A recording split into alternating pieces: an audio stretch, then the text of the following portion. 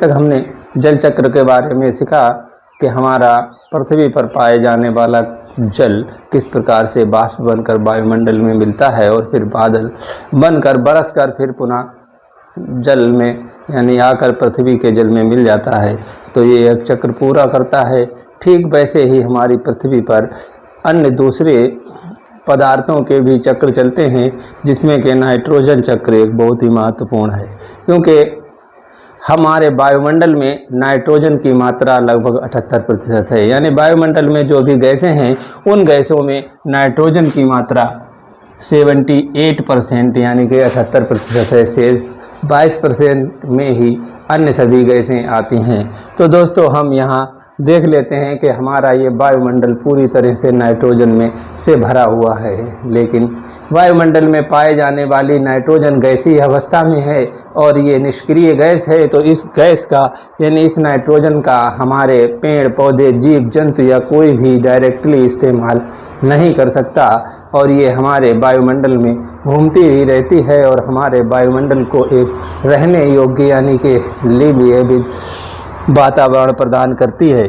तो ये नाइट्रोजन, वायुमंडलीय नाइट्रोजन किस तरह से हमारे पृथ्वी पर मिट्टी और अन्य तत्वों से होती हुई पुनः वायुमंडल में पहुंचती है, तो इस पर हम एक नज़र डाल लेते हैं। क्योंकि वायुमंडल की नाइट्रोजन का जीवाणु एवं नीले हरे शैवाल द्वारा स्थिरीकरण किया जाता है। यानी कि पृथ्वी पर वायुमंडल जो है उसका जीवाणुओं और नील हरित शैवाल के द्वारा नाइट्रोजन और ऑक्सीजन के साथ यौगिक बनाकर उसे स्थिर कर दिया जाता है और ये स्थिर वायुमंडल की नाइट्रोजन जीवाणुओं द्वारा स्थिर नाइट्रोजन को नाइट्रोजनी यौगिकों में परिवर्तित करती है।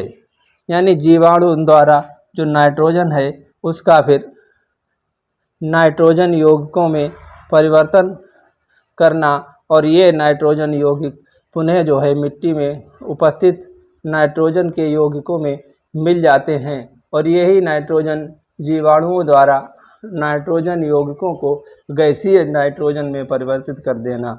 या कुछ जीवाणु ऐसे हैं जो कि नाइट्रोजन यौगिक हैं, उनको पुनः नाइट्रोजन गैस में परिवर्तित करके और वायुमंडल में मिला देते हैं। तो ये हमारे वायुमंडल में चक्र चलता ही रहता है। और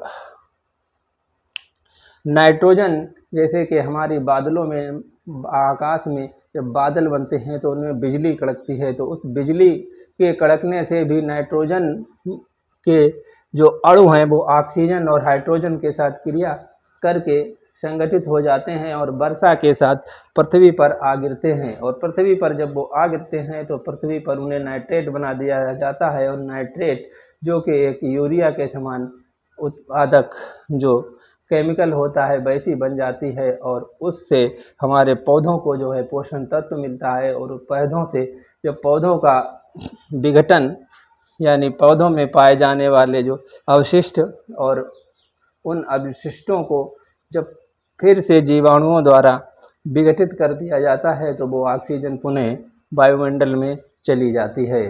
तो दोस्तों और एक हमारा इसी चक्र नाइट्रोजन का चक्र हमारे जीव जंतुओं और पौधों में चलता है।